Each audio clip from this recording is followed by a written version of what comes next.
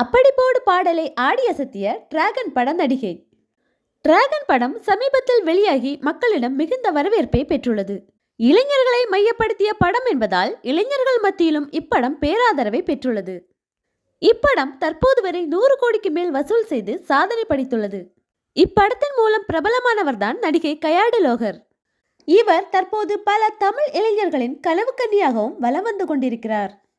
கயாடு லோகர் அண்மையில் சேலம் ஏவிஎஸ் பொறியியல் கல்லூரி மற்றும் ஓமலூர் ஏவிஎஸ் கலை அறிவியல் கல்லூரி ஆண்டு விழாவில் சிறப்பு விருந்தினராக பங்கேற்றிருந்தார்.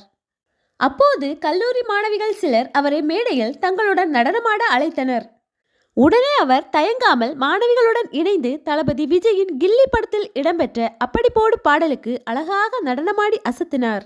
அந்த கல்லூரி விழாவில் ஏற்கனவே அவரிடம் உங்களுடைய ஃபேவரட் செலிபிரிட்டி கிரஷ் யார் என்று கேட்கப்பட்டது. அதற்கு கயாடு லோகர் நோ டவுட் என்னோட செலிபிரிட்டி கிரஷ் தளபதி விஜய் தான் என்று கூறியிருப்பார்.